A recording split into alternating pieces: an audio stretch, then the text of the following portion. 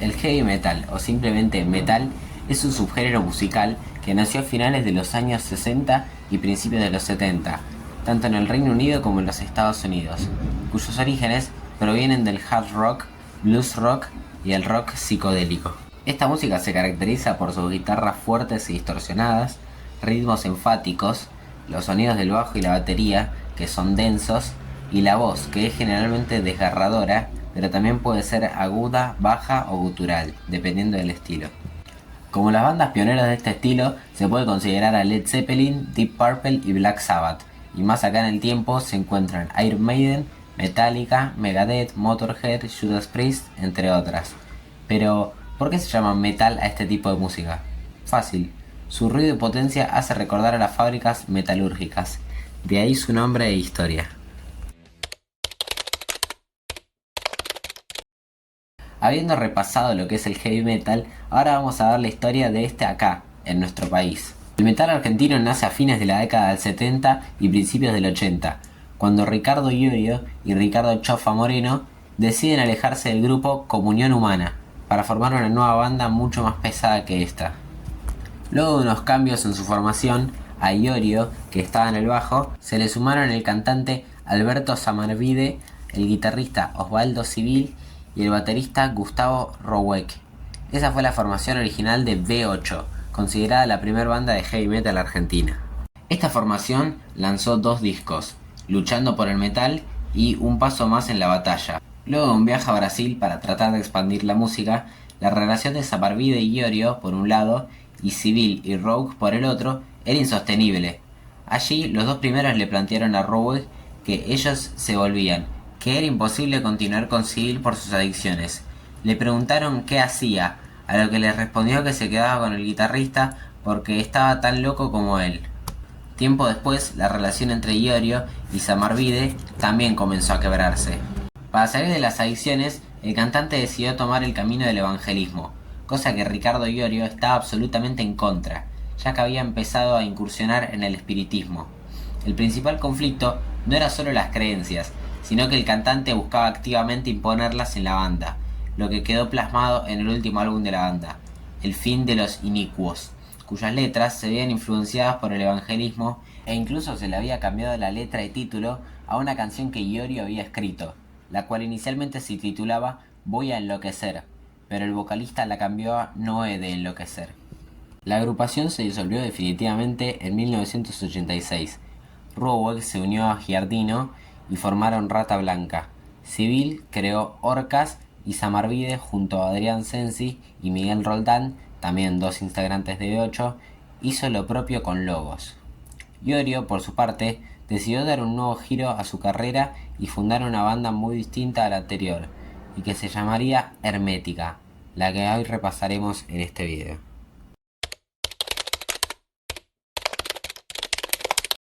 Luego de la disolución definitiva del B8, Ricardo Iorio no tenía intenciones de retomar su vida pasada como vendedor de papas, por lo que decidió iniciar un nuevo proyecto. Es así como en 1988 decide armar una nueva banda que se iba a llamar Helvética, tema que ya tratamos en un short, junto al guitarrista Martín Nie de Kamikaze y el baterista Leo Maisel de LZ2. Esta formación duró poco y pasó rápidamente al olvido. Ya con el cambio de nombre realizado y el logo diseñado por el mismísimo Iorio, a Hermética le faltaba lo más importante, los músicos. El ex manager de B8, Marcelo Tomi, que también era amigo de Iorio, le presentó al guitarrista Antonio El Tano Romano. El bajista pensó que se trataba de otro músico apodado Tano, uno más talentoso, pero aún así esto no le importó. Esta dupla empezó a armar algunas de las primeras composiciones de esta nueva banda, pero necesitaban a un baterista. El designado para ocupar el lugar fue Fabián Spataro, músico de Mark I que rápidamente se unió al proyecto. Ya tenían una agrupación estable formada, pero la voz de Iorio, que tomó el micrófono, no convencía mucho al resto de los integrantes, por lo que Spartaro decidió llamar a Claudio O'Connor, vocalista de su anterior banda, el cual demostró mucho talento con su voz. Y ya con esta primera formación se dio el debut de Hermética.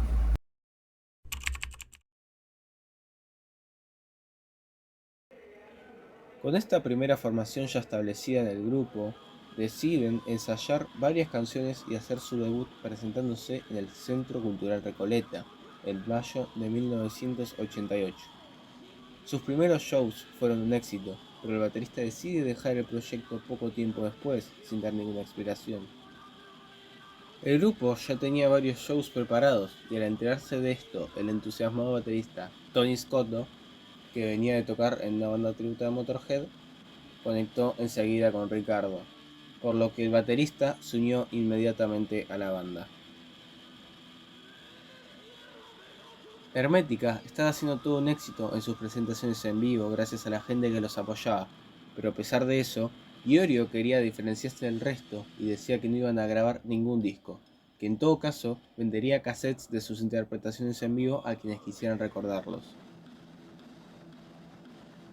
Pero, como una cosa es decir y otra hacer, Hermética terminó grabando discos gracias a la insistencia de muchísimas compañías discográficas que veían a esta banda como la promesa del metal pesado argentino, como le gustaba definirse a Iorio. Al final, la H firmó con Radio Trípoli, discografía insignia de esa época, quienes produjeron su álbum debut, titulado Hermética, y que salió a la venta en noviembre de 1989. El disco se destacó más que nada por sus letras, ya que su sonido no era de muy buena calidad, excepto por las voces, ya que la banda se aseguró de que la voz del cantante se extendiera a la perfección para que sus mensajes llegaran claro al público. Hermética fue un éxito en ventas, teniendo en cuenta el contexto económico del país en ese momento. Allí se encuentran clásicos de la banda como Tú eres su seguridad, Cráneo Candente y Desde el Oeste.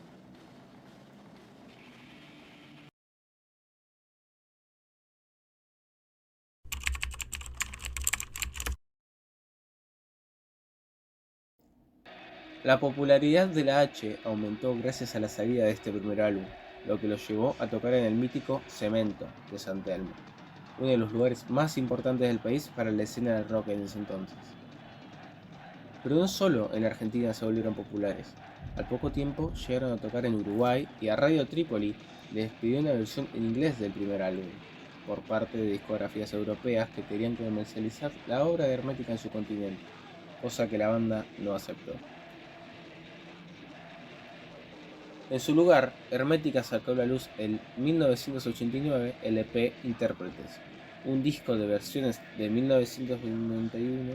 Radio Trípoli decidió anexarlo al disco inicial a modo de agregado, como si fuera una especie de bonus track. Inspirado en Garage Days, que Metallica lanzó en 1987, Iorio eligió a su gusto 6 canciones de distintos palos, pero con un mismo eje poético. Fue así que hubo versiones de Los Redondos, Manal, Motorhead, 2 de B8 y Cambalache. Problemas internos hicieron que el grupo despidiera al baterista Tony Scotto, lugar que fue ocupado por el dueño de la sala de ensayo donde se reunía Hermética, Claudio Pato Strons, quien se unió a la banda poco tiempo antes de lanzar Ácido Argentino, el disco más emblemático de la banda. El mismo salió a finales de 1991 y trae auténticos clásicos del metal argentino, como Evitando la Blande, Vientos de Poder, Gil Trabajador y Atravesando todo límite. Este álbum gozó de un gran éxito y es el más importante y reconocido de la carrera de Hermético.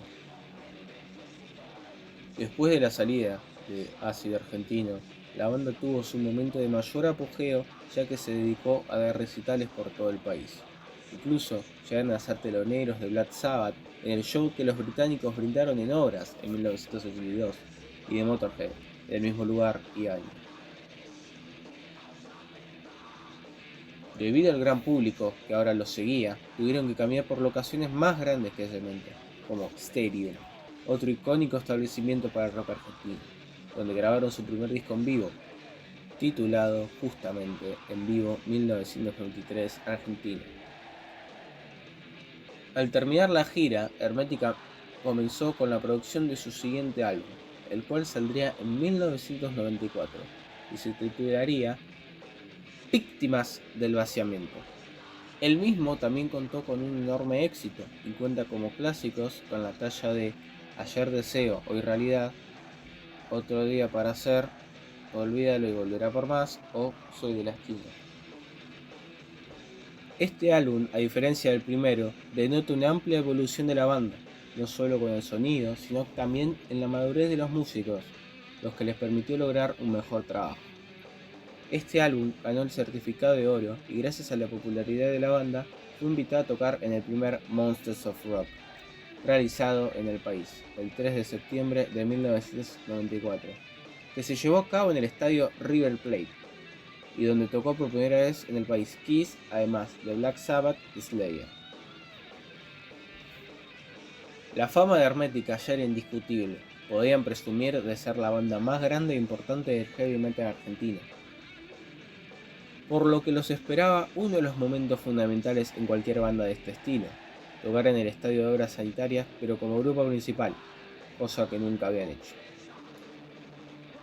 El show se llevó a cabo, pero las diferencias entre la banda ya habían quebrado el vínculo entre los músicos, especialmente por la actitud de Iorio, de ser el único que podía decidir sobre la banda sin consultar nada con sus compañeros. Este show sería publicado 2 veces, pero como distinto material, lo último y en concierto, ambos lanzados en 1995.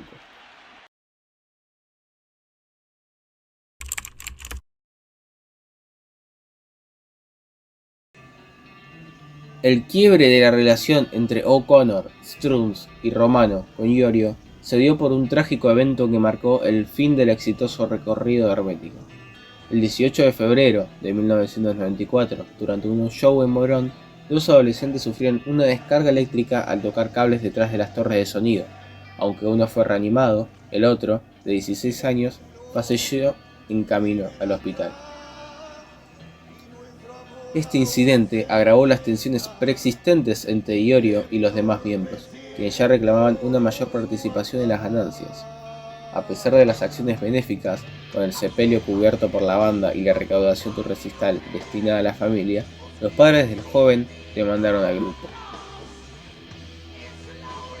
En el juicio, Strunz, O'Connor y Romano testificaron que eran empleados de Iorio, lo que llevó a que la responsabilidad del accidente recayera sobre él.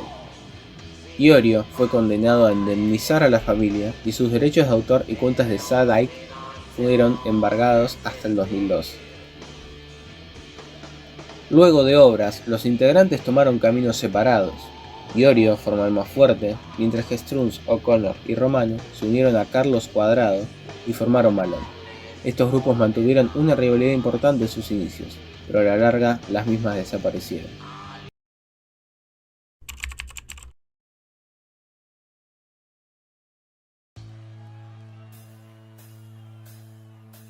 El legado de Hermética sigue vivo con La H no murió, un proyecto en el que Malón interpreta canciones de Hermética. La H no murió está integrada por los ex miembros originales de Hermética, Claudio O'Connor en voz y Tano Romano en guitarra, y por Carlos Cuadrado y Javier Rubio en bajo y batería.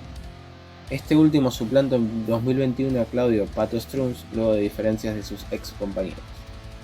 Estos shows se habían convertido en los más convocantes del género luego de sus comienzos en 2019. La H no murió realizó shows durante los años 2021 y 2022, pero en 2023, luego de lanzar en las plataformas digitales los singles Cráneo Candente y Atravesando Todo Límite, se embarca en su gira más ambiciosa con el fin de celebrar los 35 años de Hermética, que los llevó a girar por todo el país, siendo el show del 16 de diciembre del 2023 con un obras repleto y un brillante colofón para este año. Este 2024, y luego de girar en la Argentina y varias ciudades de España, la banda volverá a la Catedral del Rock para dar el broche final a la celebración.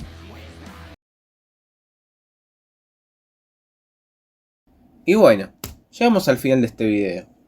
En todo este video vimos la increíble banda que fue y que es Hermética para el metal argentino, de cómo se sigue mostrando interés por ella habiendo pasado más de 30 años desde su creación, de cómo sigue habiendo fans nuevos y viejos yendo a ver el tributo a la H, gente que en su momento no pudo ir a verlos en vivo, que ahora ya puede.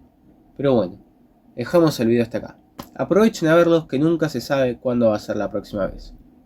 Con esto nos despedimos, y que sepan La H no murió.